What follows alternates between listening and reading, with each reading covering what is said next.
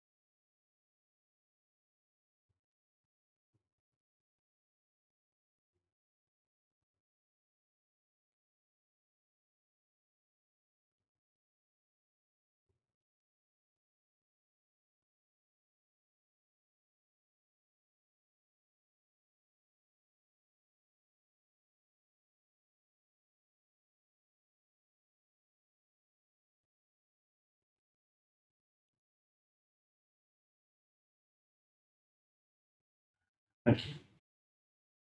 Thank you. I suggest that we keep the order as it is in the order paper this evening. We've received apologies for absence from Councillors Bennett and Idris this evening. Has anyone got any declaration of interest to make? Right, thank you. The minutes of the previous meeting have been circulated. May I sign them as correct? Thank you. Thank you very much. Okay, the first kind of paper we're looking at is the planning for the next phase of the council's work on Grenfell, and I know we have the leader here because she takes such a keen lead on this issue. But also Callum and Joe, would you like to join us at the table and perhaps introduce Maxine as well? Great, thank you. Maxine, our chief.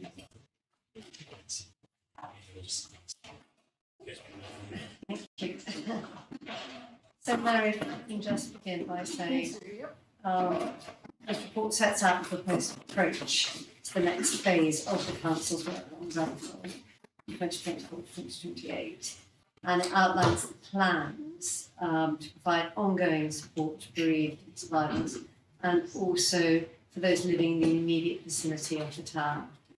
And I just want to make the point that my leadership team are absolutely clear that in no way is Grenfell over. And it's particularly important that the community is supported, given the milestones we have had.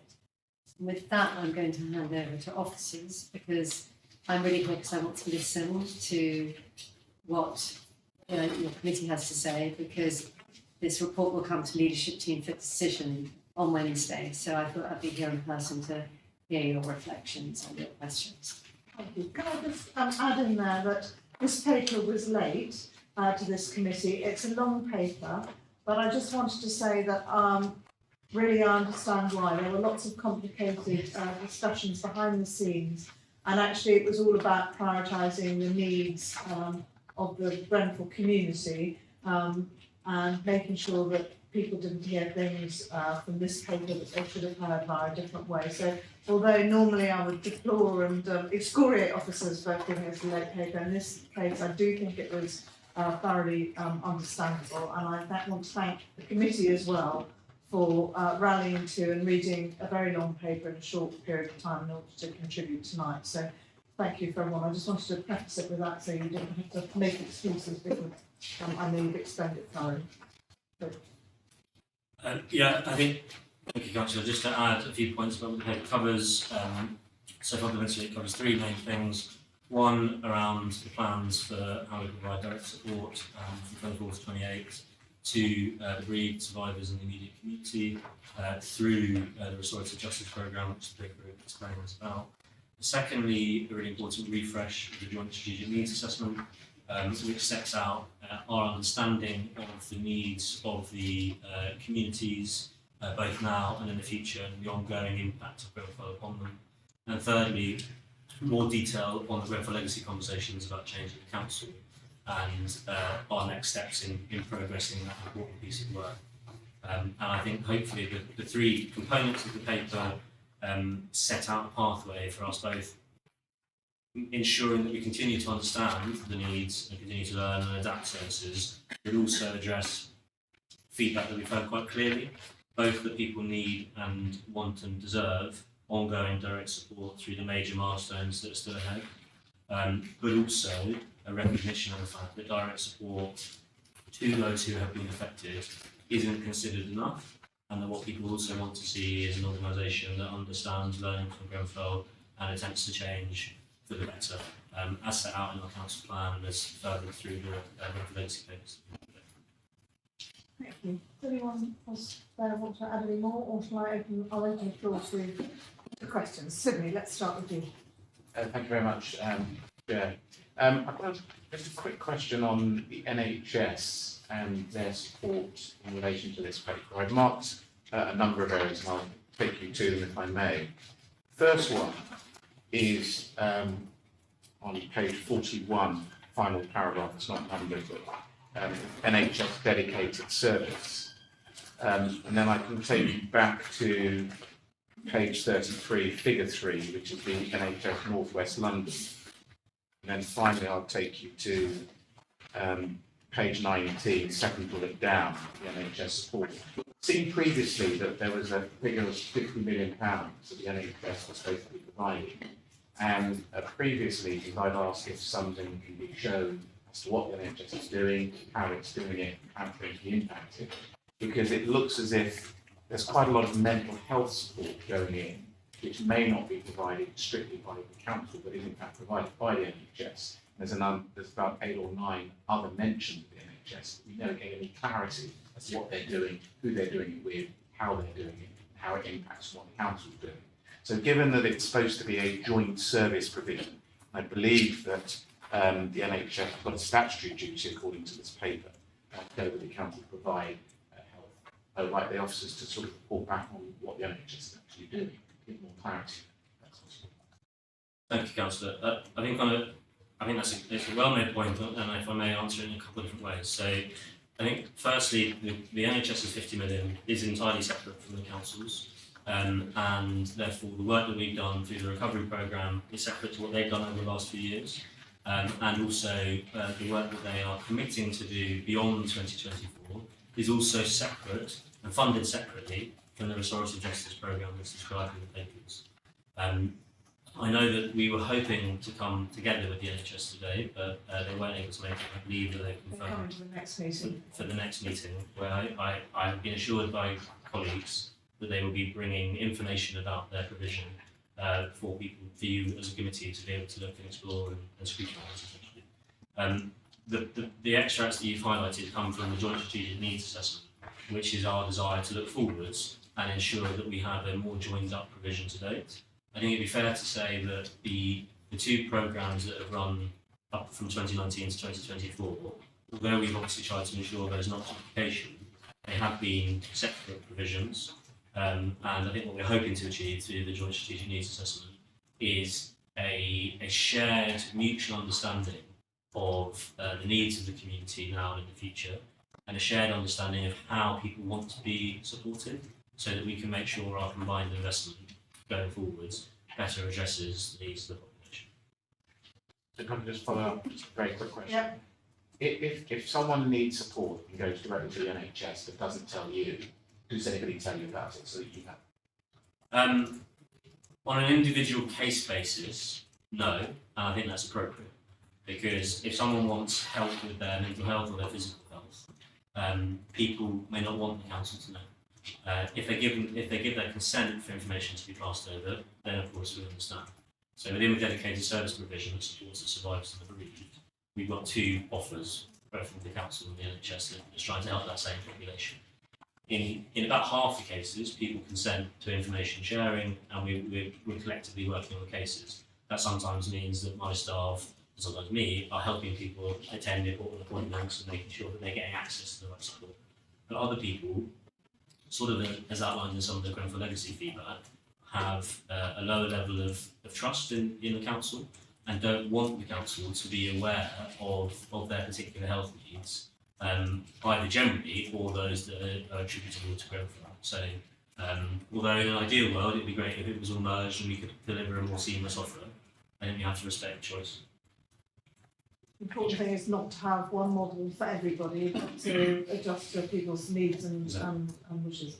Okay, Dara and then go. Thank you, Chair. My question is, page 7, 4.1 and 4.2, it mentioned that there will be continuous support. But it's not clear what support to be provided for the families and also for the immediate residents, because what I have seen is that immediate residents who is not, who live around, they are also have emotional and also lost also friends and schoolmates. So what support I would like to know what kind of support will provide people about it, and what is the duration of the support. Thanks, Councillor. So in terms of the support that will be available from 2024 to 2028, that will be determined through consultations, both with the bereavement survivors on the one hand and with the immediate community. So it would be wrong of me to assume what that support will look like, but through the information that we've already got in the Joint Strategic Needs Assessment, I think it would be surprising if it didn't focus on some of those really important issues that you highlighted. I think you also make a well-made point that we really recognise about people feeling that who live in the immediate vicinity around the tower, but they don't feel necessarily that they've been as supported as they should be. And I think what we're hoping is that the way that the programme is going to be orientated going forwards, there is a specific set of money that is specifically for that immediate community. And I hope that that will begin through the support that's provided and through the general recognition of that particular group as deserving of more support than they've had today. I hope we'll begin to address some of the feedback that you've been and that I hear regularly. Thank you. Yes, one more. Yeah, you mentioned about consultation. So, how are you sure this consultation is reached to the people affected or those affected indirectly?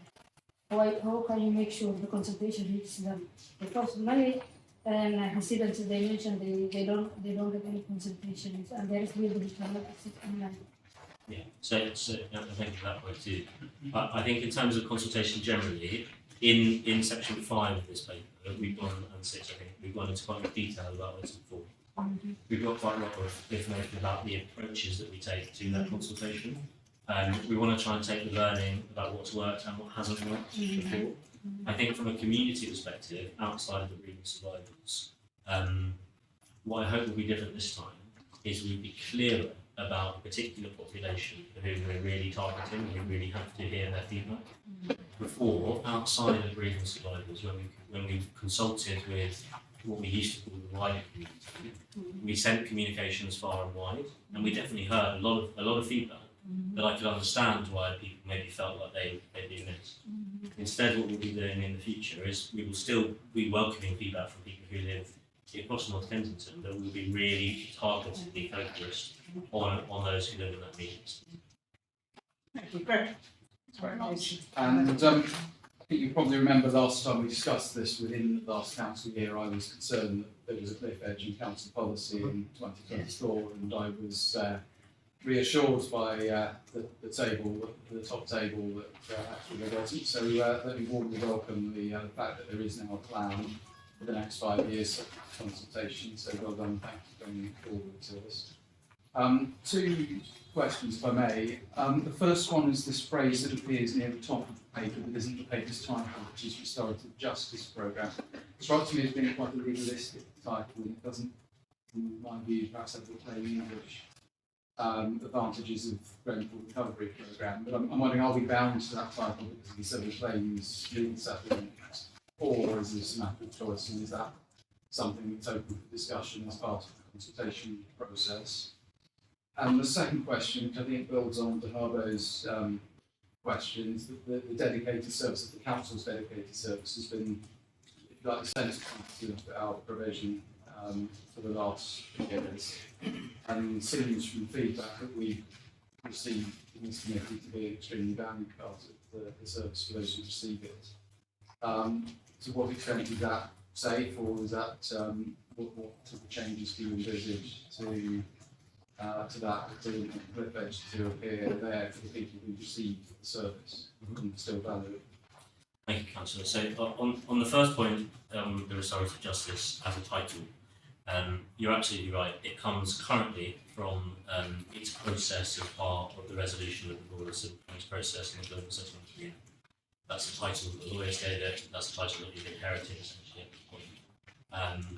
I think I agree with you personally. I think it is quite legalistic, and I think that is something that we could and perhaps should consult with people, whether it's part of the formal consultation or whether it's something we take soundings on. I think either way that would be an effective process. I think that's important also because this programme will benefit people who haven't claimed or didn't know they could claim, and I think it's important that we signal to people that this programme is for you too. And I think having a title that is signified as part of the civil claims process that people felt like they weren't part of or even were shut out of, I think perhaps is not wise. So I really thank you for that suggestion. In terms of the dedicated service, on the whole, it absolutely is perceived as a positive service. There's always things we can improve, and I'm always trying to ensure that we have that process of continual improvement.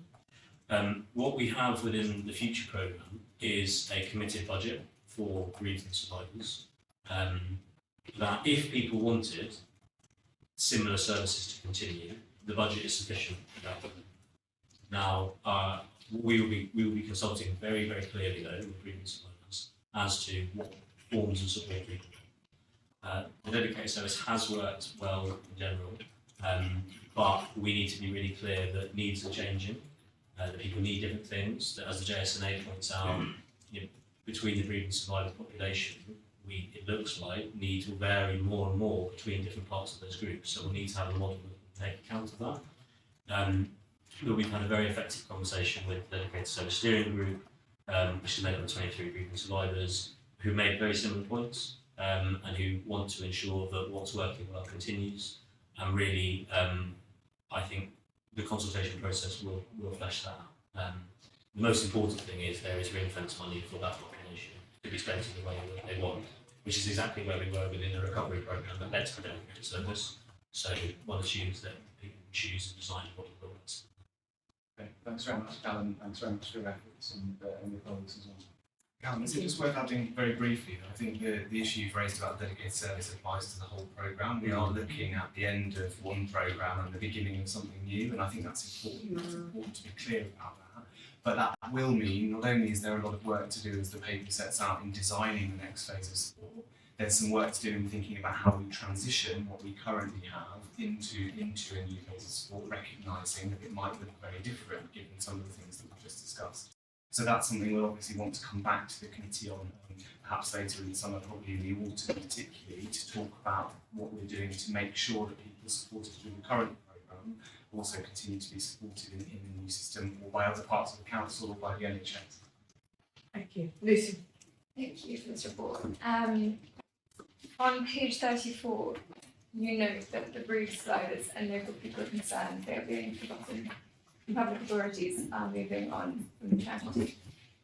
I just want to understand which obviously we get lots of engagement that you're doing throughout this paper, but if we are engaging so intensely with this, with the survivor community, particularly over the next 7 months leading up to the update of JSNA, what is there something we're getting wrong that people are still feeling like they're not being listened to and their voices aren't being heard? Because, you've noticed that yourself.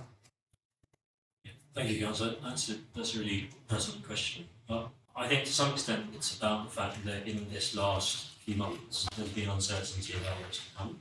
So some of that feedback is driven about, am I going to be continued to be supported? Are my needs going to be continued to be recognised in the ways that they have been today?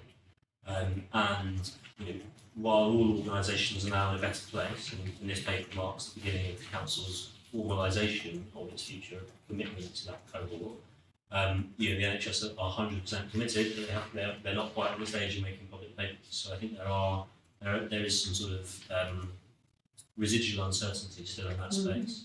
But I also think that it would be wrong of us to give the impression that every bereavement survivor felt that every point they raised about broader council transition and improvement has already been acted upon. And I think if we, again, points to some of the Grenfell legacy in terms of what people want to see about the council becoming the best, and all residents, all people who live in our social housing receiving the best quality service, but even our bereavement survivors feeling like they are being supported by a council that's evolved in light of what's happened in Grenfell. I think that's also somewhere where we feel Just a follow-up question, it's not that sort of engagement from the council and the community has gone down, that that's the reason why they could be doing this, it's just more to do with many things saying. Yeah, I think that's right. I think it's uncertainty about the future. It's the point made around culture change, but also I think as the JSNA tries to capture, it's about the journey that they're on, and you know, if you are daily campaigning for change, it's quite, I think, an exhausting process to not see that change happen overnight. And when you know that justice potentially isn't going to be served until 2027, 2028, when the police are indicating that any criminal charges will come to court, that's a long journey. And I think I wouldn't be surprised to see that people don't always feel like, you know, things are moving as quickly as they want.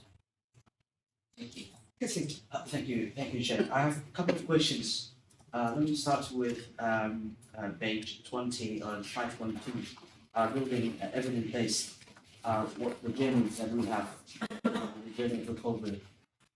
My question is, now that we are at this stage, we're planning the next 5 years, or the total 4 or 5 years, what can be done, or at least to make sure the pressure that residents, especially bereaved families, going through, I'm talking about now in terms of scrutiny system, or even making sure they will be consulted of how they would like to come to work. And I'm not making a political statement here.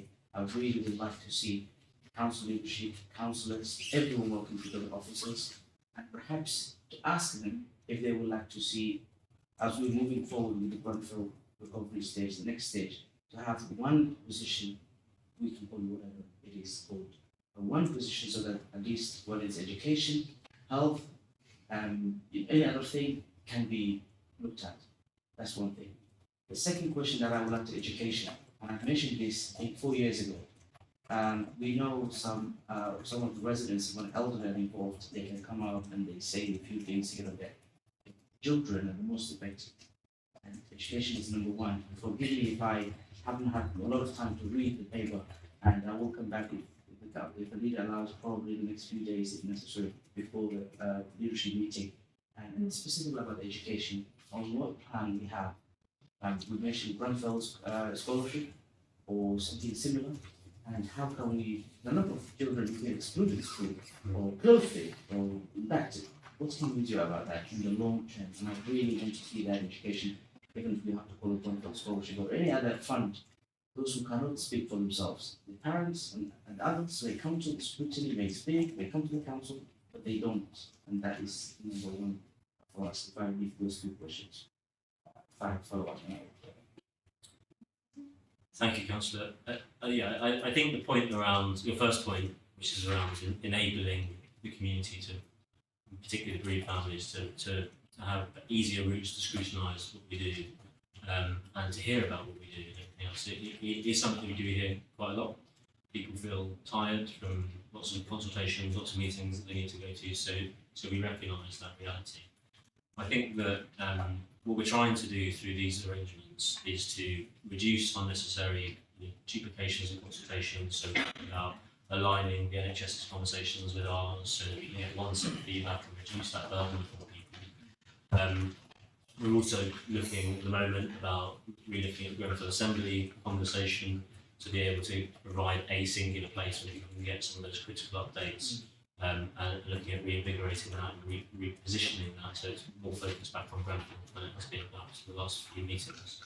And also, I think really importantly, through the Restorative Justice Partner Programme, there is going to be this independent expert partner that will, I think, be scrutinising the overarching programme, which is an important part of what's coming in comparison to what hasn't.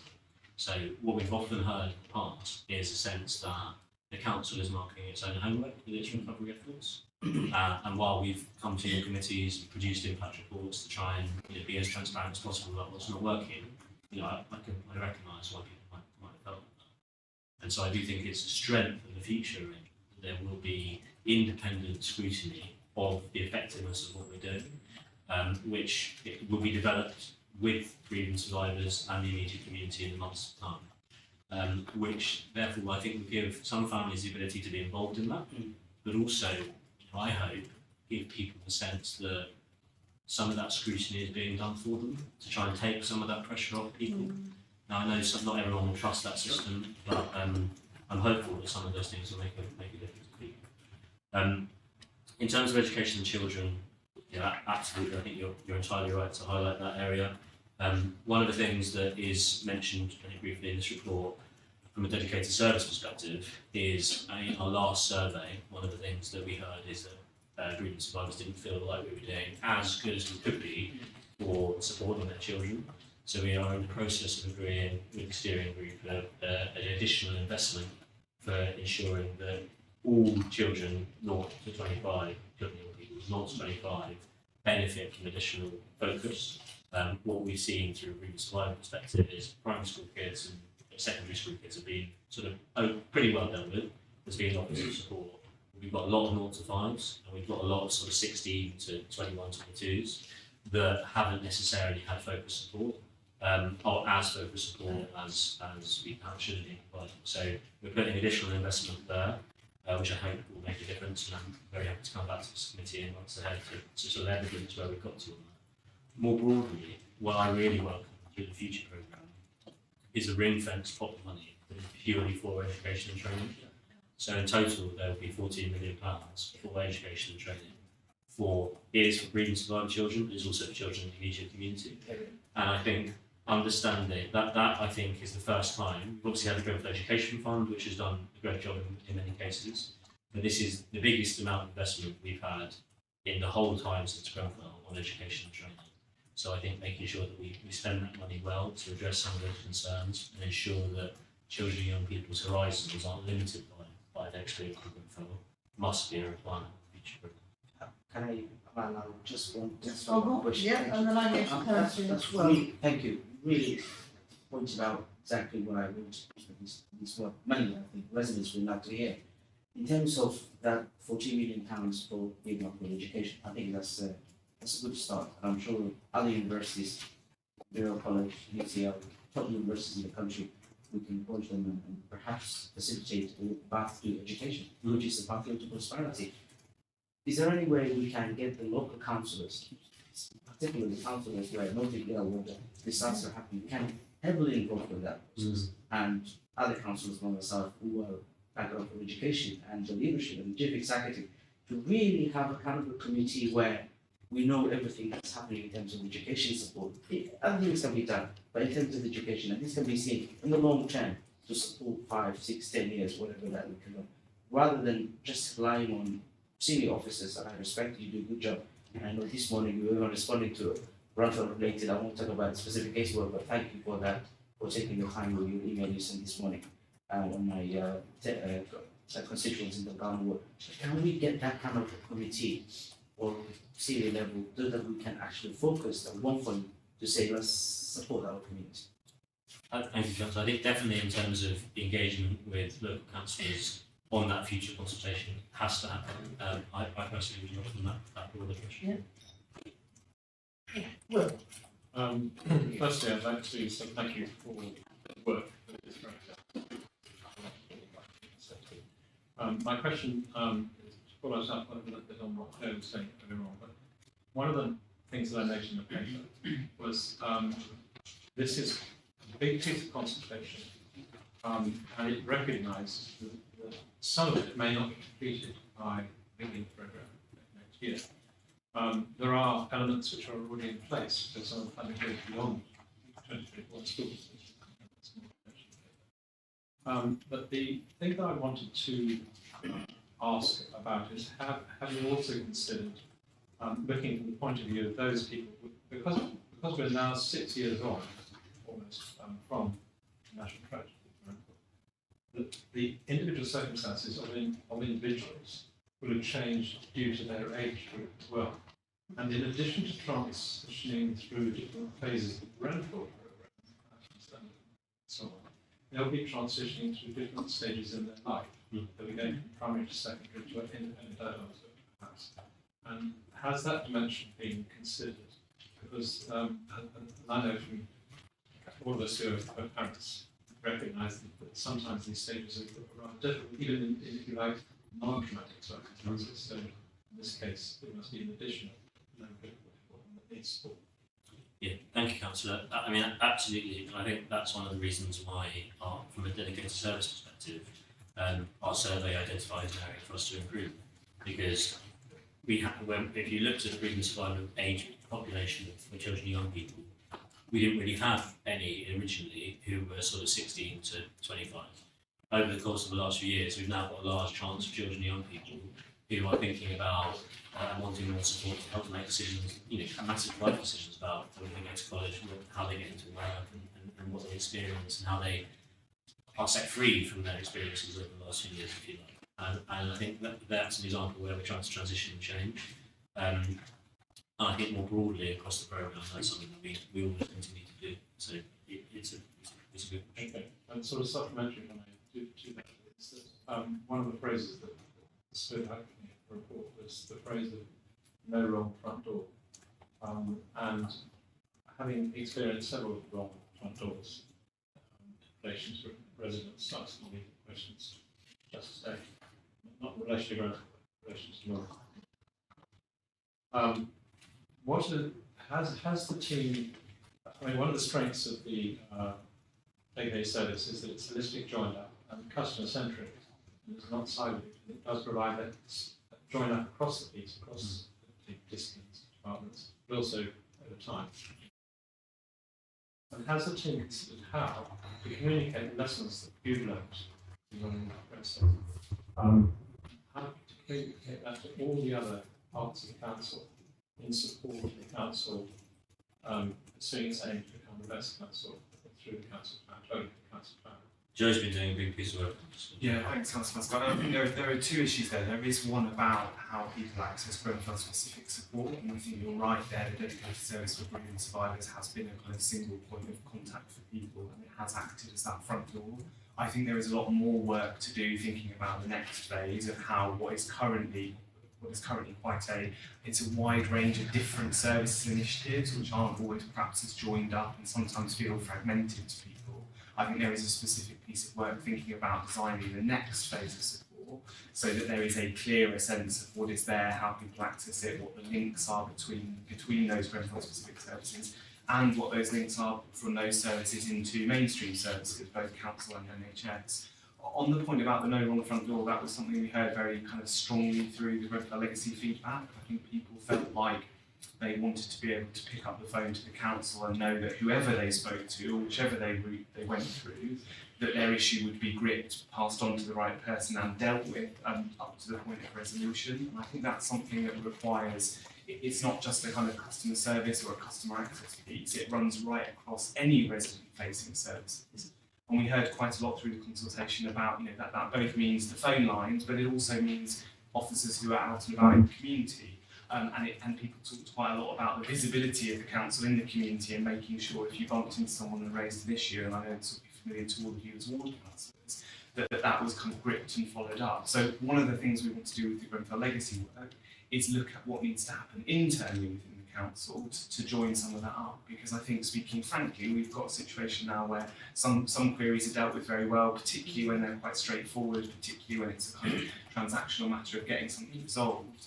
but something that involves multiple steps often, often falls between the gaps or things fall down. So there's some work going on at the moment with the customer access team, with the team in housing and housing needs and housing management, to look at how we join that up much more effectively, so that wherever you raise that issue, it gets seen through to resolution.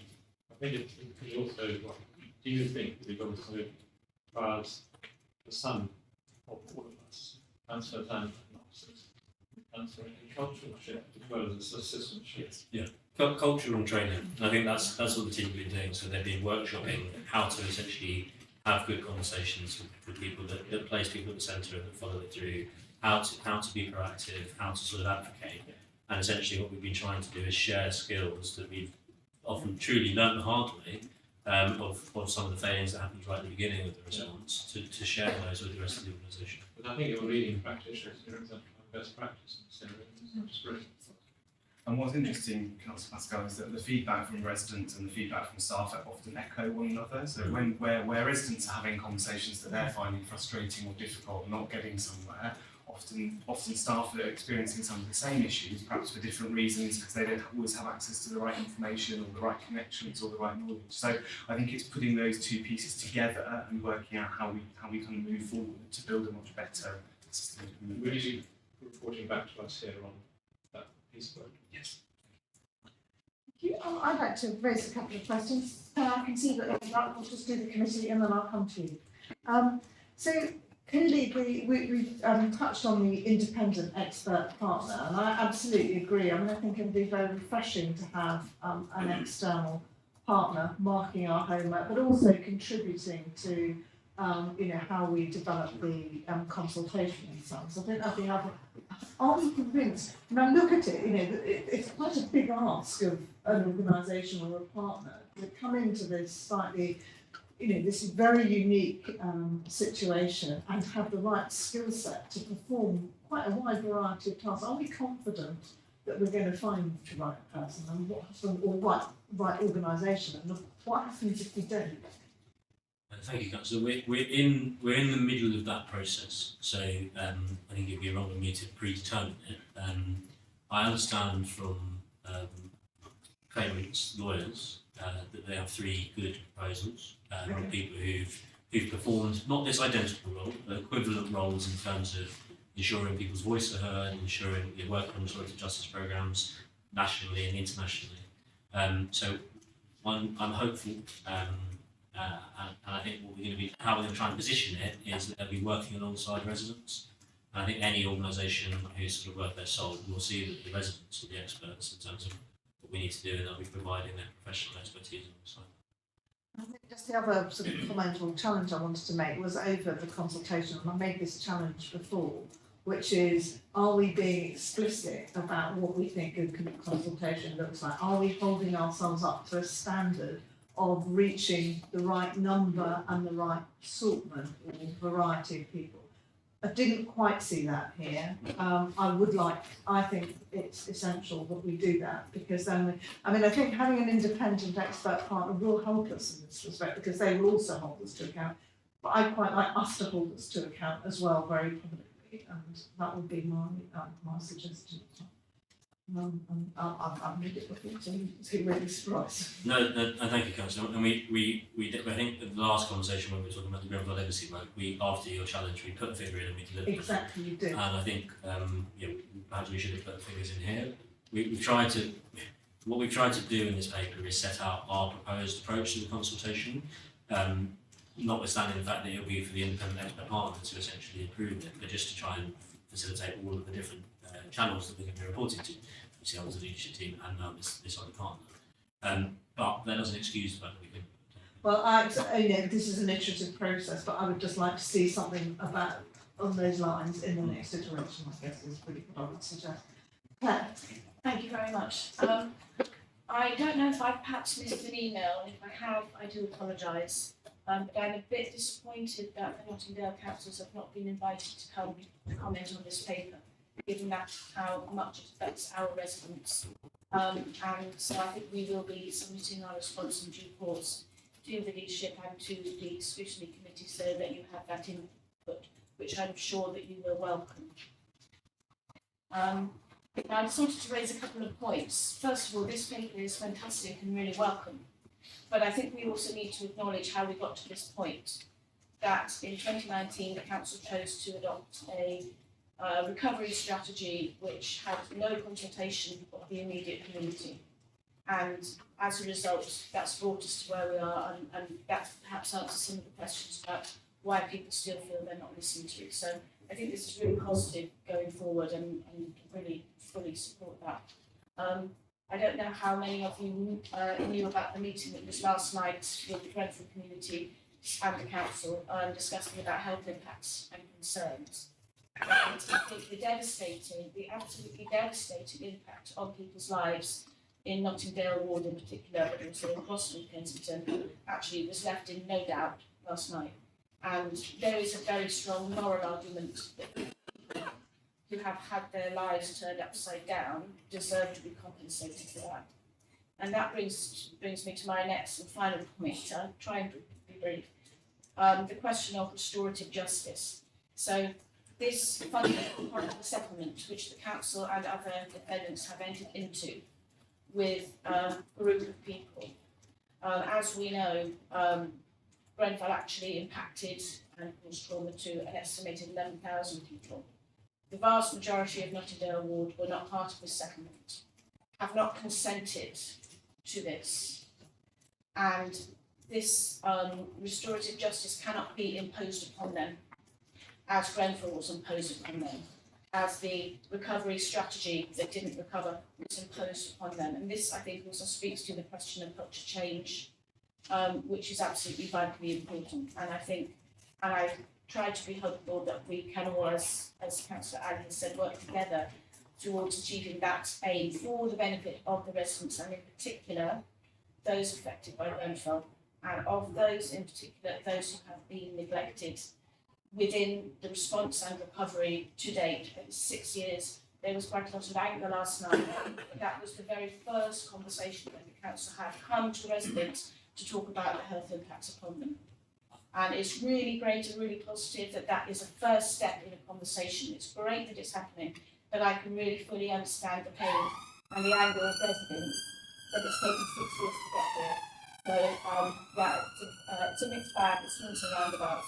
And I really applaud Callum for his work, and Joe, of course, and hope to look forward to a positive way forward. No, thank you for that contribution, and I'm sorry that an explicit invitation wasn't extended to councillors. That's my omission, and so apologies for that.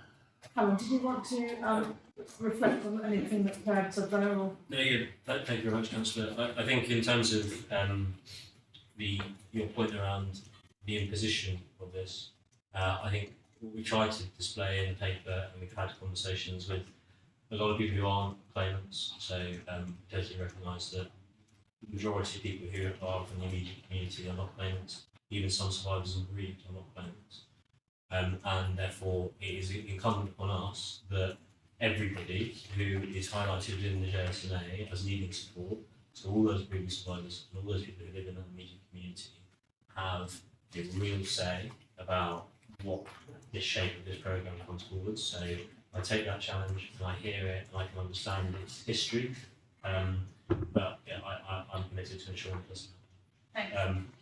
I totally recognise how busy you are. You maybe did have a paper, but we look forward to having more detailed conversation about it. And I just think the council, sorry, just to one thing, I just think the council and its leadership need to be absolutely clear that this restorative justice should in no way be taken to imply any form of settlement with the immediate community who have been treated so abominably for 6 years. Absolutely. That is a whole separate question, which I did tell the council would come up. I mentioned it in full council in 2018 and 2019 and 2020. The council know that they've created liability here. There can be no doubt about that. Thank you for your thoughts, Claire. Elizabeth, did you want to add something? Just to say, of course, all councillors are more than welcome. In fact, I would expect them to be coming to the leadership team. To be invited to speak on a matter that affects our residents, yeah. Thank you. Yes, absolutely, because at all leadership team we invite people to speak who want to and who turn up. And whose residents it affects, that's my point. I just want to make that really clear.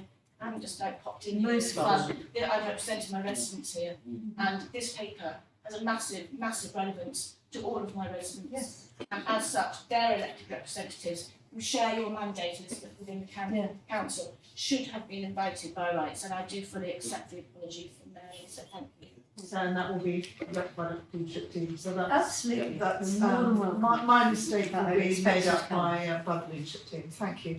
So I think there have been a sort of few themes, tonight, education is one, consultation another, joining up.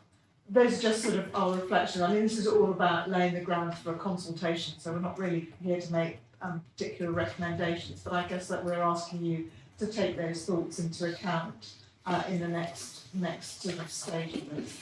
And it just remains for me to thank you all very much for coming and presenting it so clearly, I think, to us tonight, and for Elizabeth and Maxine for being here to underline the importance of this. So thank you very much.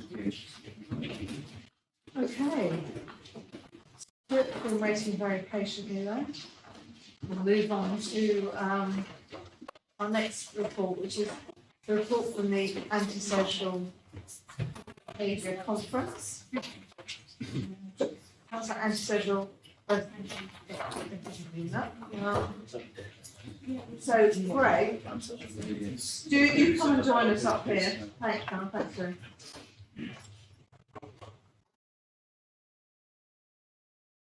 Thank you. Greg, do you want to, as the prime mover of this conference? Yes, the accidental prime mover. Yes.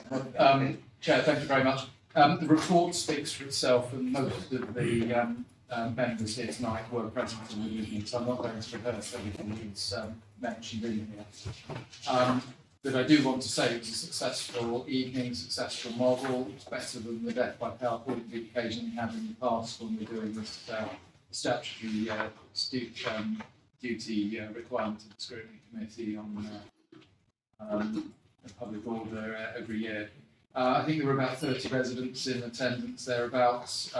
They had a good opportunity to share their views. We had a panel of relevant officers, in fact I think all relevant officers from the different departments. We had a lead member representing the council and we had the police, and they listened and responded as we'd hoped. So I would like to thank the officers who made it happen, so Stuart and Jackie particularly, who were there from the beginning. Callum was there on the night. And the working group members, Harvo and Sydney, who joined during when it turned into a working group, and of course all the residents who turned up to give their views on the night. Would I do it again? Yes, I would. I think the format was a good one. I wouldn't necessarily do it annually because it might get a bit stale if we did such an extra every year. The format would be useful for a deep dive into other subjects that are of interest to our residents on crime and disorder. So deep dive onto knife crime or gangs or drugs, whatever topic is chosen for our readings in the future year. It could be we do that again. In terms of a big list of recommendations, I'm not sure that's what we need tonight, probably not, but some themes that came out, I think the ward blitzes that Emma was talking about in the last full council, it's quite a successful model, and we'll be welcoming what happens when we see that rolled out across other wards. I think the warden per ward is a good idea, and look forward to seeing that taken forward as a response. But overall, those are the points I would want to make by way of introduction. Stuart's joined us at the top table to answer any. Stuart, do you want to add anything to that, or shall I leap into questions? I think councillors summarised that perfectly. Sydney was a member of the working group and I think wants to add something. Yes, thank you, Chair.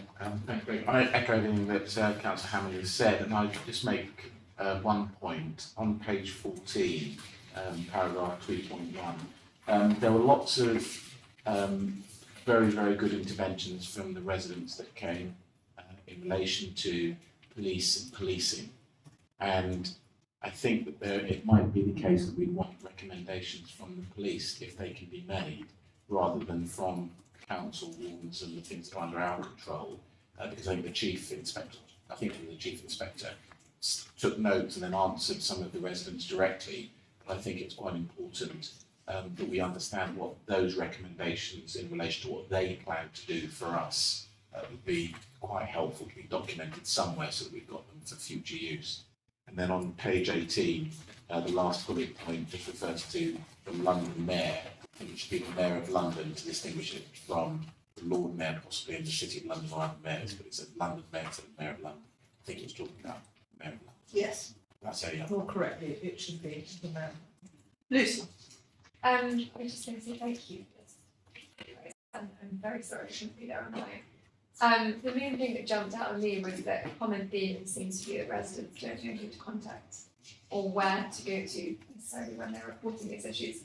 And I just wanted to understand what and how we're communicating to residents across the borough. The question of no front doors, my thought, as opposed to more than one front door. Yeah, It sometimes feels like that. I mean, and I have had this despite being part of the council. I live in Goldbourne where I have many issues outside my house all the time, and the other day at about 1 a.m, I didn't know who to call. And I think it's because you're on the council website and we're trying to suss out which team and then some are closed. I was just wondering how we are communicating this information to residents and if we can be doing it in a more efficient way, that maybe it's a booklet that people sort of keep it back in. Can I add to that? Because I was going to suggest that maybe, I mean, partly it's about the police are difficult sometimes, I think, to report to. You've got the 101 and the 999 and you don't know which to do, and then you get told to report it online, which is sometimes deeply unsatisfying when you've got an issue just outside your door. And I think we need to do work with that. But I wanted about co-designing with some of the people who were at that meeting, a council webpage, to sort of triage people when they've got an issue, to where they should go, you know, whether they should be ringing the police or the out of hours service or. And I also think, I think people do ignore stuff that comes through the post, and I mean, tons of leaflets through. It's about how this is designed, because if it is done in a way where it jumps out at someone saying, basically, this is who you need to call for help, I think I'm not graphic designer, I couldn't tell you what that was, but I just think if something that came through the post that looked like something you should keep aside and should have there for when you need it, when something does happen and you don't know who to call. And also the sort of pathways of actually when it is the police, when it is the council, whose team. I think. Stuart, is that something you think might be useful, or that we've got already that we just don't know about? Or? And even if, I mean, I don't know if it's possible, if it was ward by ward, even I think people know that they can contact the councillors, which I think a lot of people don't actually know that their councillors are there to help them and things like this.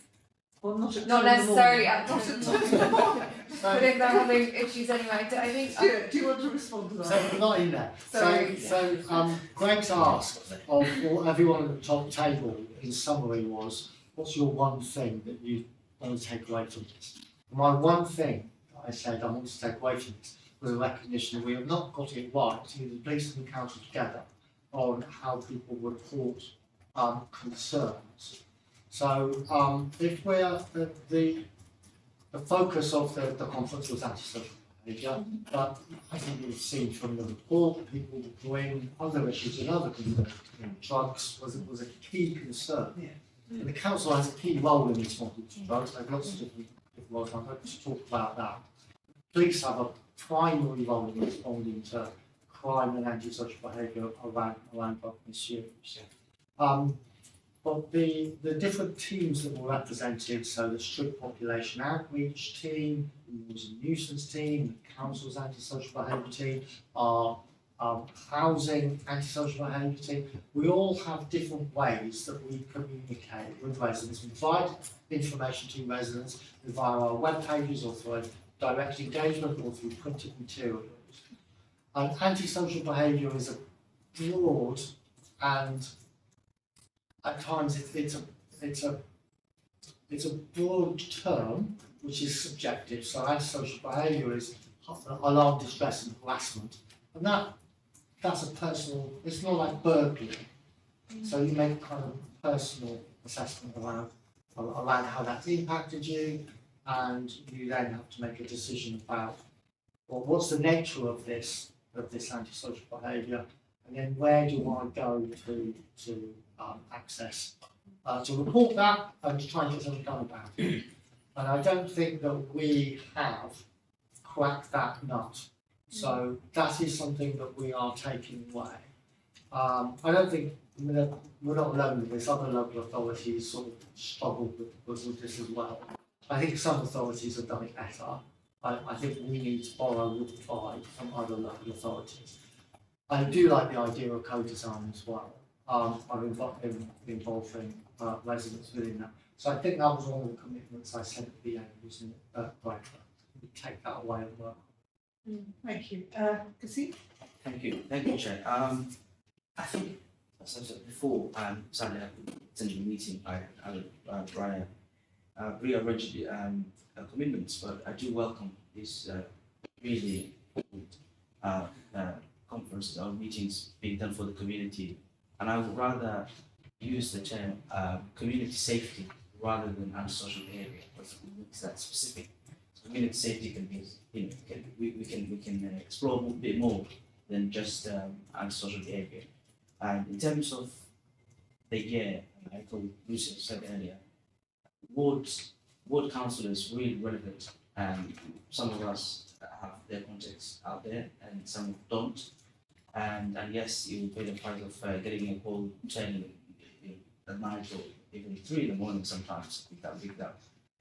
Having said that, I would say this is the way forward for collaboration between not just the police and the council, but also councillors and the constituents.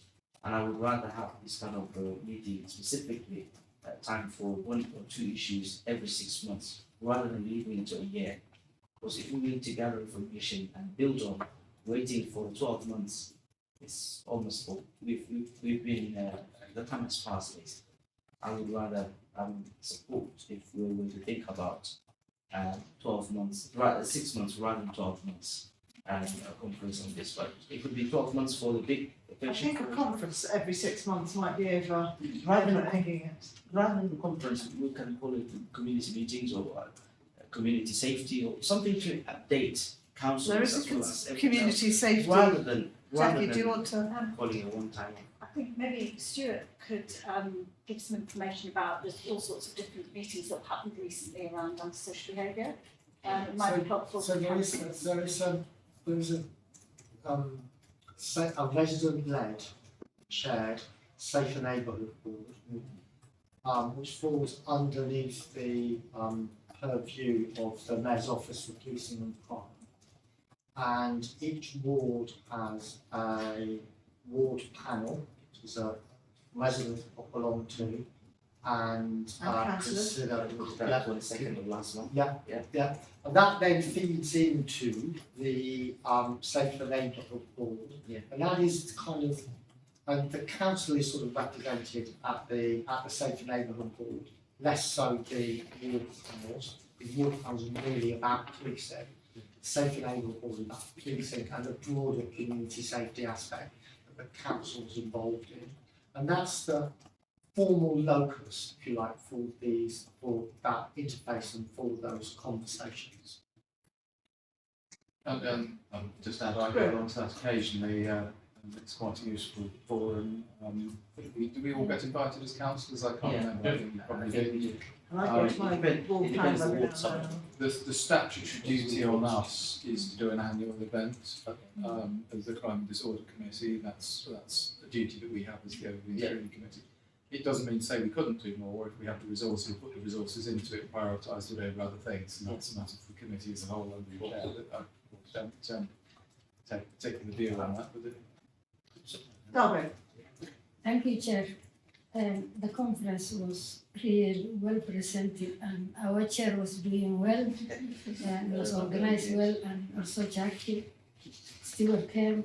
So, and the residents, they were really happy to express, they feel honestly, and they get an honest answer. What I have seen, it is the landlords, household associations, they don't come. And the main problem is not only the police, because I have antisocial behavior in my place with my neighbor, and the police, they gathered all the evidence, but my landlord was not cooperating with them. So the police cannot do much if the landlord are not working with them. So what I'm thinking, the council, because I think, I don't know how the housing associations work, but the lessons, I think is the council who give the lessons. So it is better to find a kind of regulation, to bring the landlords to come and work and cooperate with the police, and they themselves, they address, because they don't address whenever there is an issue, they ignore it. And that is why the issue escalates to reach the police. If they do something, it will not may not reach police. Every tenancy and every residence, they have a tenants agreement, which is including, but the housing associations or landlords, they don't follow, the tenants associations that the residents signed it. So this is an issue which I have seen a gap which needs to be addressed. Yes, I think that was a theme that came out of the discussions, was it dissatisfaction with the way that is there something that we should do maybe about making a recommendation to the lead member for housing about perhaps taking this up with the housing association? I think so. Could I just bring something in then from the housing committee, because we started off a couple of years ago engaging with the housing associations, and the council set up a registered providers forum. So every month they have a meeting with all the housing associations who are invited to it. I think they have a reasonably good turnout. I think there's one or two serial non-attenders. And we, on the housing committee, set that up as an all-councillor briefing with the registered providers 3 years ago, and we ran it 2 years in succession. It was actually really good. So it was before we were elected, but we had a session where it was online during the pandemic, where housing associations briefed us and we were able to ask them questions. And I was actually quite pleased to see, when I realised this was what was done, that the executive took it over this year and they ran a registered providers forum for councillors in March without any input from the select committee. And I think that was actually a sign of success. That's something we'd started in Scrutiny. Even though I was quite annoyed initially that they did it on a date that I wasn't available. But then I guess it was a sign of success because it's showing that the executive's taken on board something that is actually a really good idea. So that annual opportunity does exist to question the registered providers as a councillor, and no doubt there'll be one or two that don't turn up that you want to see, like L&Q, which I'll name publicly for their lack of engagement with everything, but there are others that are very good and engaging. So it might be something to feed in to the registered providers forum, which is run every month by one of the housing officers. Yeah. Okay, so maybe we'll make a recommendation that we feed that in either Stuart, sorry. So I have attended the registered providers forum, and myself and colleagues from Community Safety Services provided a presentation on the work of Community Safety Services and the support that we can offer to registered providers in linking them with the police, linking them with some of our problem-solving apparatus, advice and guidance that we can provide locally. We did that a year ago. I'll have a discussion with if you think it would be helpful, I'll have a conversation with my colleagues in housing to perhaps revisit that. Well, I think given the fact that we're still getting feedback at this last forum from people saying that housing associations are unresponsive, I think it might be a jolly good idea to reinforce that message. It'll be a mixed bag because there's quite a lot of housing associations, and some of them are very responsive and very good, and others don't. You can't treat them all the same. I think that I came to this meeting. I'm going to ask if we could have, because I know it's separately constituted scope, but I think it'd be useful to the body of knowledge that can be considered in doing a refresh next time. I think it's slightly different model, as you said. But the message, I went to the Save the Neighbourhoods meeting of all the wards attending, and I also went to yours at Lowland meeting. The messages coming out of both meetings were definitely aligned. They weren't the same, but they were aligned. And I think that Stuart, if you could get, I understand you might have to ask the chair there for agreement, but it would be very useful if the experience from that actually fed into the experience that's in this paper for further consideration. The other thing that I think is that my question would be around really recently about working with housing, and I think with environmental health and well. But there are already initiatives, and one of the things that Lisa Taylor and I have discovered from doing budget working group is an investment by housing officer time into looking at cases which are where people run into problems with regard to their tenancy arrangement with their registered provider and housing association landlords. Because it's a good practice that's coming out of the housing management side of the council can assist not just the residents who are having problems with their landlords, but also the landlords in terms of their practice, and also to reduce the instances of people falling out of tenancies and becoming more difficult, more expensive cases for council and other institutions to deal with. So it's, if you like, tackling the problem at an earlier stage rather than when it's become critical. I think there's already some experience, and if you can grip that and join it up, I think that would be a very useful contribution to this. Yes, I do. We work very closely with housing management services, so I'm aware of the work that they're doing in that area. In regards to the meeting that you attended for the Safe Neighbourhood Board, I think that was the meeting that was specifically considering the Met Police's turnaround plan, and there was a workshop approach where residents were able to feed in their lived experience and their concerns in the context of the themes of the next turnaround plan. I think that's what you were referring to. You're quite correct. The major element of the turnaround plan was the element of working closely with the community, and the big headline subject that came up there, the legislative behaviour. So that's the linkage. I think it's definitely, I'll never forget one resident attending saying, "Where are you?" That's it wasn't just they couldn't contact police, If I can just sum up, I think we all agreed that this was a really useful model, and that although we might not do antisocial behaviour next time, we would consider it either for a deep dive, or maybe, I think one of the strong themes that came up was drugs and the impact that they have both on creating antisocial behaviour, and perhaps a little bit of uncertainty about what the police's approach was to drugs locally always. So I think that's a useful learning for us as a committee and to inform us going forward. I think we sort of recommend that we're going to contact housing just to underline that concern, particularly with housing associations, that they're not perhaps muscular enough sometimes with antisocial behaviour. We talked about Lisa's point about having guiding people to where to contact people in the future, and maybe co-designing a web page or some kind of literature for people in the future. So it remains me to say thank you very much to everybody who was involved, and particularly Greg, Robert and Sidney. Thank you very much. Thank you. And Stuart, and thank you for coming this evening and being so constructive. Okay, so shall we move on to paper A6?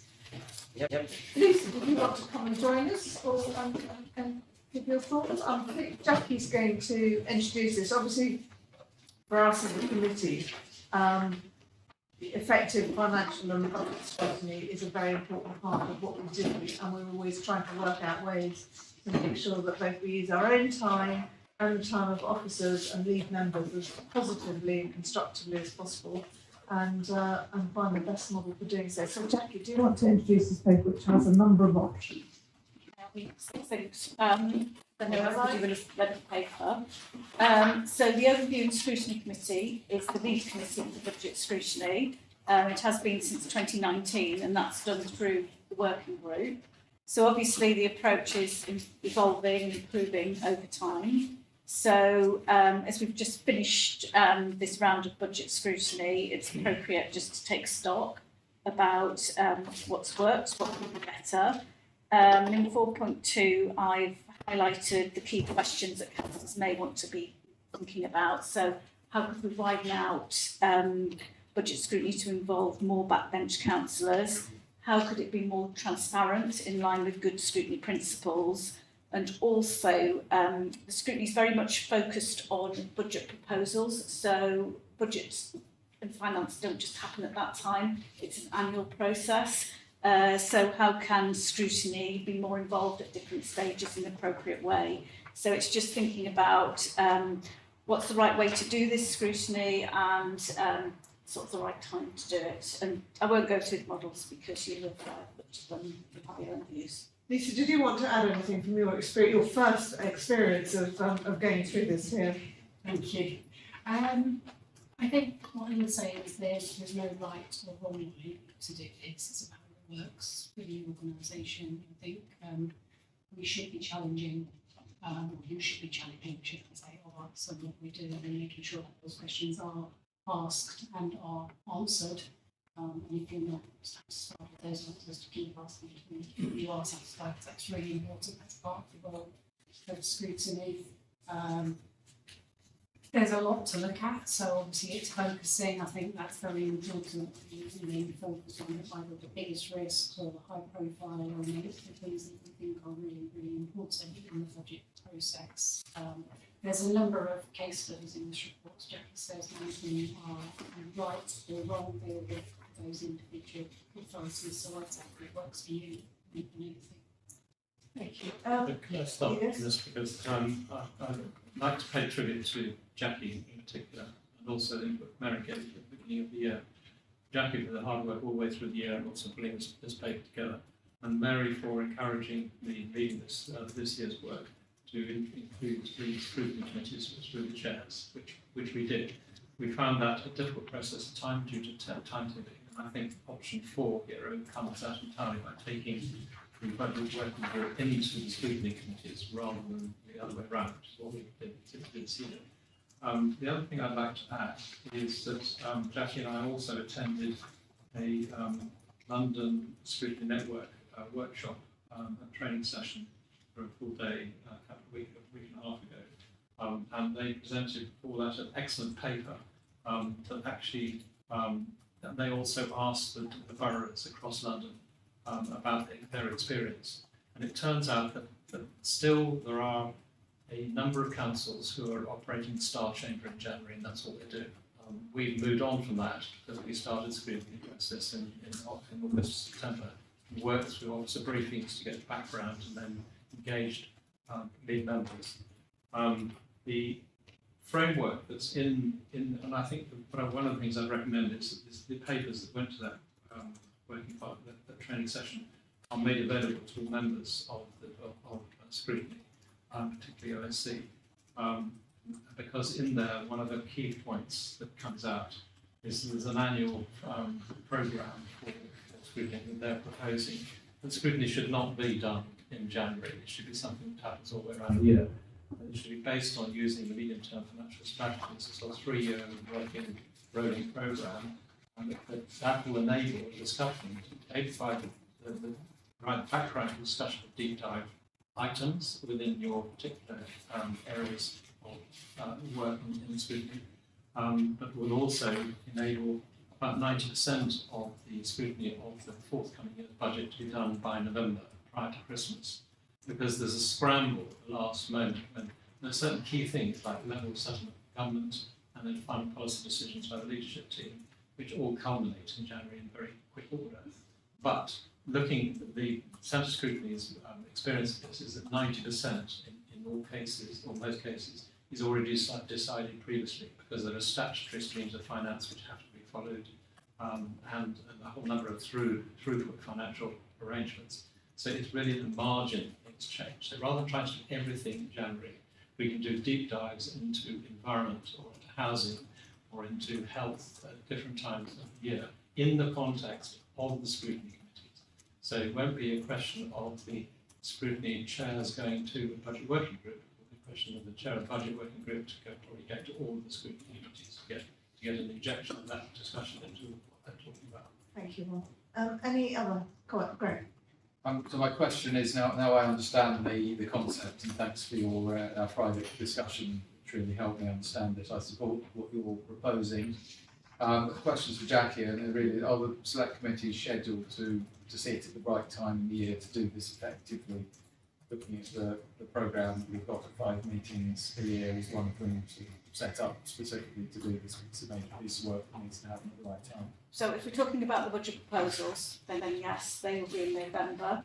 And at your last council meeting, you set the calendar of meetings. So I've looked at that. So leadership team agreed budget proposals for consultation in November, and then that can feed through to the select committee meetings after that to scrutinise them. If I can just, sum up, unless anyone else got anything, I'm fully in favour of proposal 4. I just think, apart from anything else, it also widens the understanding of the select committees about the finance behind everything we do. If you're made to look at it and made to take, I'm sure everyone does take an interest, but maybe take a more forensic interest in the figures behind how we're basically, that's one of the fundamental points of politics, isn't it? It's allocating resources and how we do that effectively and reflecting the needs of our residents. So I think it's very important that we do give it this level of attention. So I would propose, and I hope everyone else, because just quick, I think just in agreement of the meetings that you've chaired, Councillor Pascal, and I think it's important, especially if we go to option, let's say option 5, where we had committee meetings on portfolio, whether it was housing or communities. It was particularly useful to have senior officers there to answer questions. I think that was really, really useful. It's helped both sides of the aisle of the budget, of council officers as well as councillors to understand where we're going in the direction of travel. So it was really helpful. So I'm looking forward to it. I think it also brings it a two-way thing, because, for instance, when we think about the last year, there was no effective budget working group scrutiny at all between end of January and August. And during that time, the world changed because Putin invaded Ukraine and everything that followed on from that. And if we have regular meetings between the working group coming to the scrutiny committees, something occurs either in policy or in world events in your scrutiny areas where you can feed back increased pressure to the financial side. I think that's look forward. So can we agree on option 4 as our way to proceed next year? Brilliant. Thank you very much, everybody. Let's move on to paper A7, which is where we essentially go through the list of key decisions, which we finally got back after 2 cycles without it, albeit in a slightly eccentric format, which I think will be, I think we're moving to yet another computer system, so we're going to have a new iteration of this. So I'm not going to bother to criticise the format of this time. So should we go through the paper and just see that we're picking up either here or in the individual select committees anything that anybody thinks needs to look at. So if we can start with page unhelpfully unnumbered page 1. No, page 33, on the left hand. Oh, sorry, yes, it is. Y-axis, Right. page 33. The individual paper is a Oh, the yes. overall. That is Yes, you're different. quite right. Page 33. Number slightly different. Anyone want to pick up anything there? No. Can I pick it up too? So the social investment strategy. You as a committee said you wanted this to come back, so that will be your July meeting.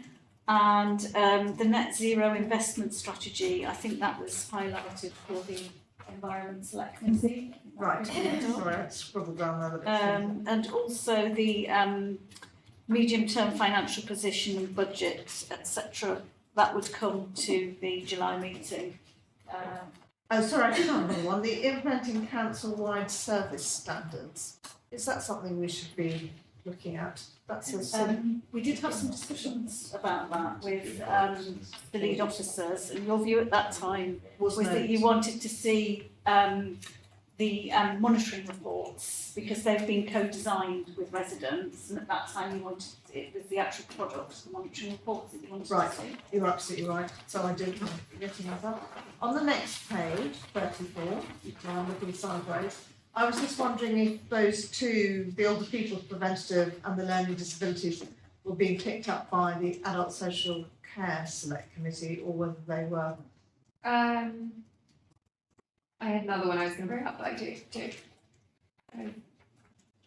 I mean, they're a direct award. I don't know if they're just saying if there's something that's carried on or whether there's a something that needs reviewing. Or just maybe find out. Yeah, Do you want us to find out? I think there's less potential at this stage. Yeah, I just wondered if there's any service really Yeah. essentially in them, in which case it might be worth picking them up, and if there isn't, then probably not. Anything else on that page that anybody else? I would like Bravo. thank you, Chair. I would like to know about Carnival Village Trust Grant Agreement. Because some residents, they told me there is an office of tenants, which is Carnival Village Trust use, but it is empty, no one comes. So I don't know whether it's the same or different. So which one's this? Is it the Carnival Village? Yeah. Yeah. So this is the agreement to run the for them to run the carnival, and this is just, I think this is just a 1-year extension to our existing arrangement. Yeah, so I think that's fairly done. And on the next page, page 35, I'm rather conscious of the page, aren't we? Yeah, the fourth one down on housing, fire protection, I mean, that's something we would expect to do annually anyway, as a matter of course, So housing will pick that up. whether, yes, I think whether that particular key decision is coming forward in the next year for something it's not obvious from this format. Yeah. But that probably ought to be flagged because it's a subject we'll undoubtedly put on next year's work programme because it's so important. Thank you. As well as being a key decision for a particular piece of work, it's also presumably you'll be measuring progress against the overall strategy. Again, yes.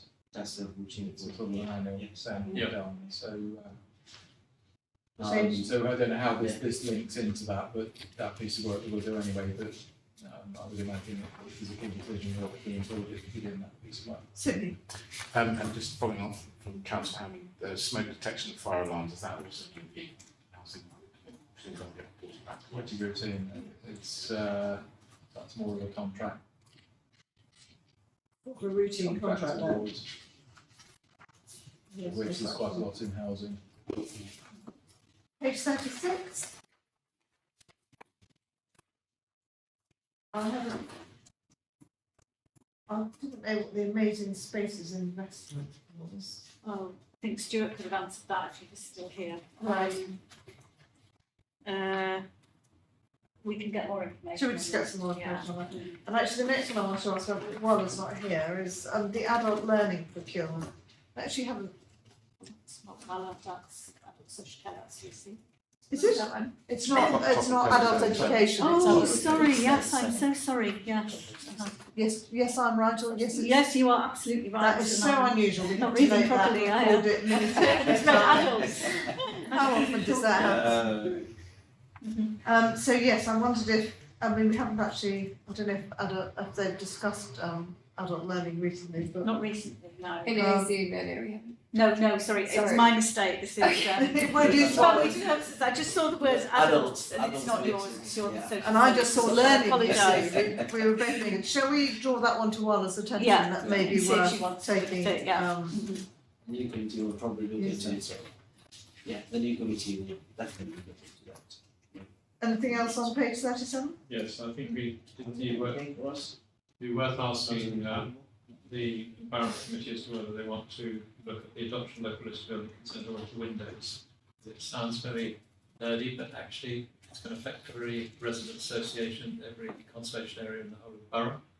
And unless it's done right, if it's done wrong in one way, we'll never meet our carbon net zero 2040 across the borough. If it's done wrong in another way, we'll lose all of So let's bring that to environment situation. Good. And also on the one I decided that, so the bus scheme, PSPO and the Doctor's e-bikes are both hot potatoes and interesting for residents. So I'm not sure to what extent they've been discussed before in the Environment Committee. The first one, the busking one, has been discussed at length before. This is an extension, but it's quite a while ago. Yeah. This is an extension, and maybe the legal parameters have changed. and the locations as well we've developed. So that might be Well, the one Dr. for some to C consider. Bike That- parking bays are already being consulted on, I think. They I've are, seen them, yes, we've already had, we're having feedback now on one of them in particular. I think Okay. environment might have looked at that one, actually. Well, we'll just bring them to Tom's attention if he's not here, that would be very helpful. Okay, thank you very much. Is it, I think it would be useful for next scrutiny meeting, if the committee can sit again with the chairs coming up next municipality, that will definitely be helpful. Councillor, I've also asked colleagues if they could put more description into the subject, Yeah. because for some of these, Like it's the not adult clear. learning Yes. Right.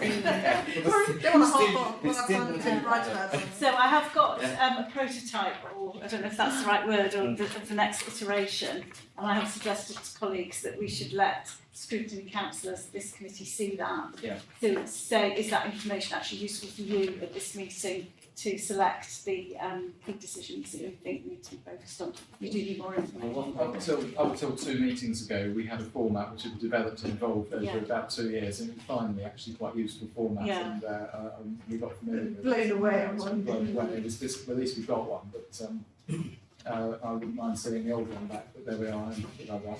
The new one might be even better, but I will let you all see the prototype. Optimism you are, Jackie. Right, let's move on to agenda item 8, which is our work programme. And we are asked to review and reflect on our work programme, consider what's worked well and what could be replicated, and suggest topics for the long list of the scrutiny programme. Should I have said anything else, Jackie, about this one? No, over to you. Good. Anyone? I suppose, sort of looking back on our work programme this year, what my aspiration for next year, really, my principal aspiration is that we do more working groups, that we do have one at least per group, because I think those deep dives are very helpful. They help people to really focus on some of the knotty issues. So that's my big aspiration for next year. But more importantly, what does everybody else think? I think. Please, Sorry. Lucy. And then Liz. No, I was just going to say, one thing I think would be really useful as a new person on the council is we came up with a working group we want to do in the meeting this week, and I've never been on a working group, so just it would be really useful to have some kind of mini chat session just to understand. Well, maybe we how could I'm- quickly organise a training session.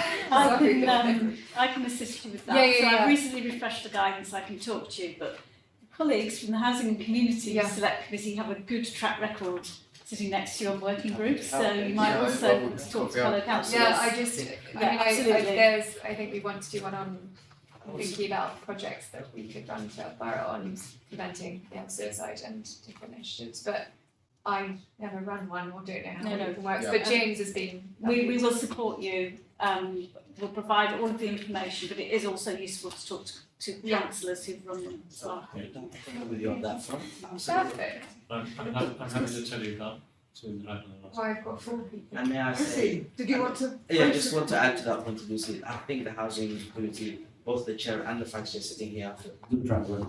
So that would be the good way to start. No offense to others, but if I think now I've lost Lucy just trying to what I was going to say about it. No, sorry.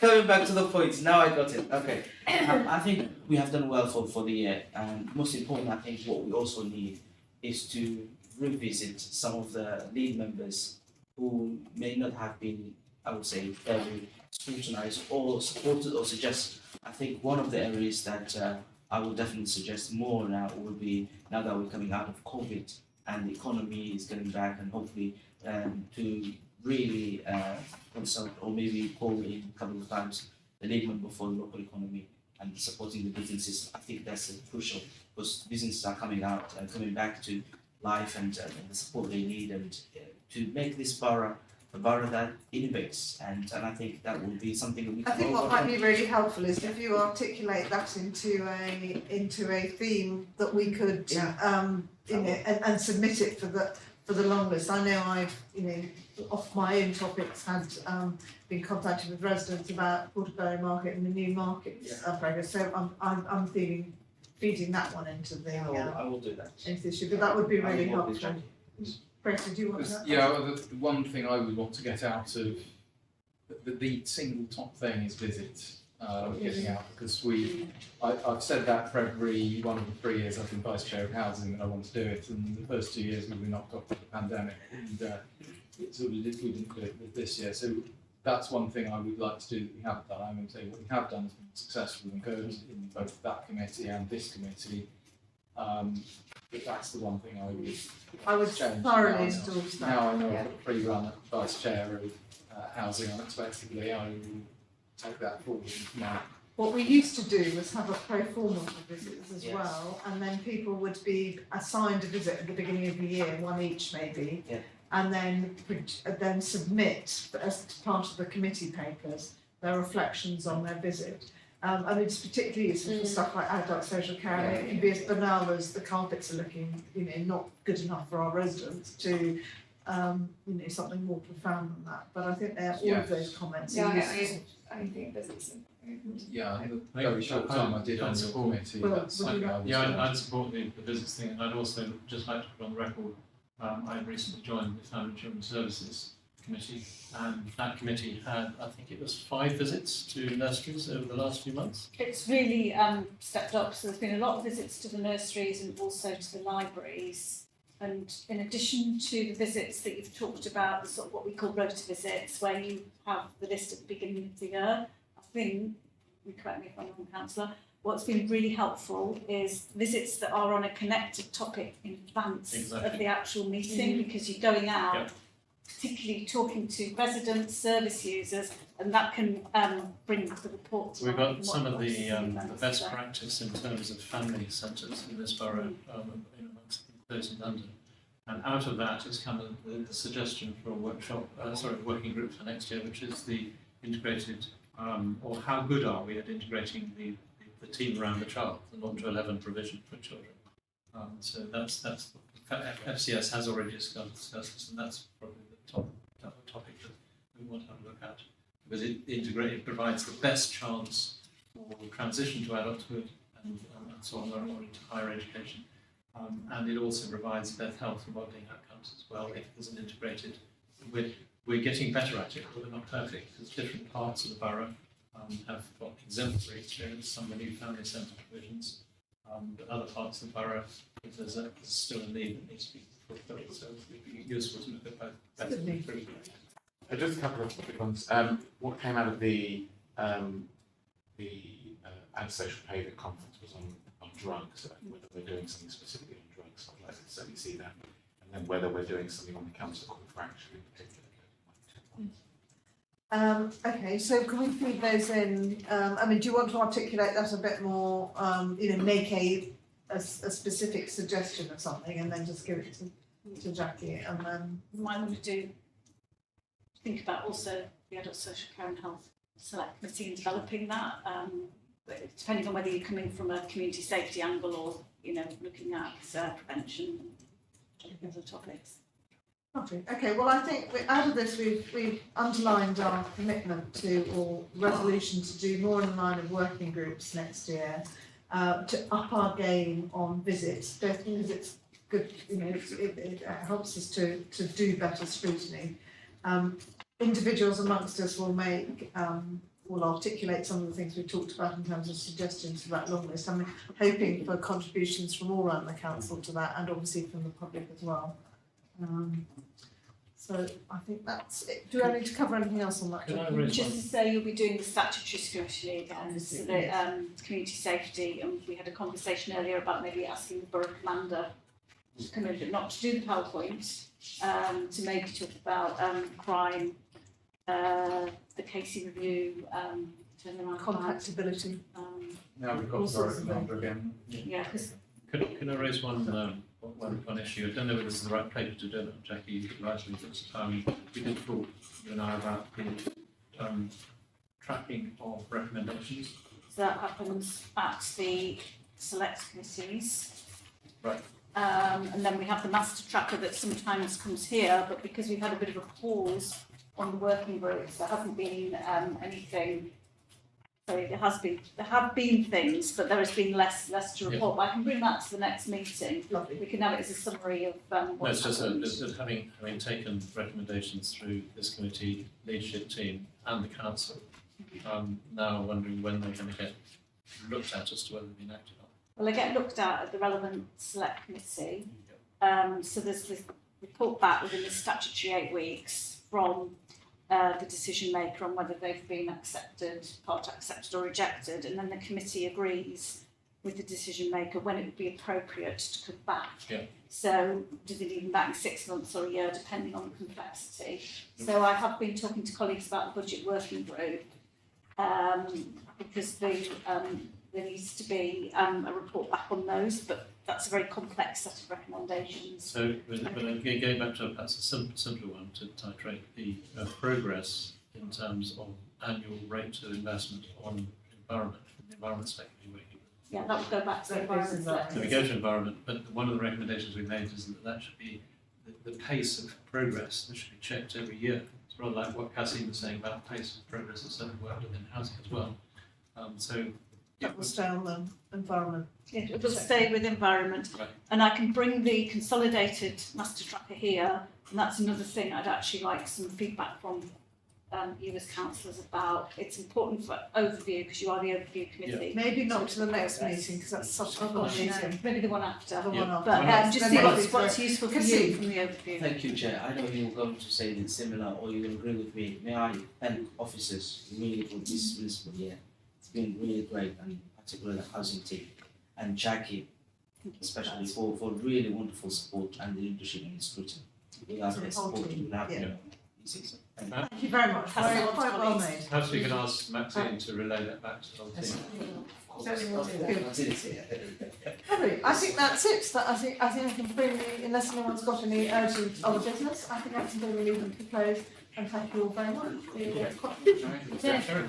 Can I announce, Kasim, you are aware Emma resigned from the Labour group, so Kasim is our acting leader. Oh, you are actually, you're the acting leader. So from now, Just acting as opposed so to he's the leading. future leader. It is just making sure until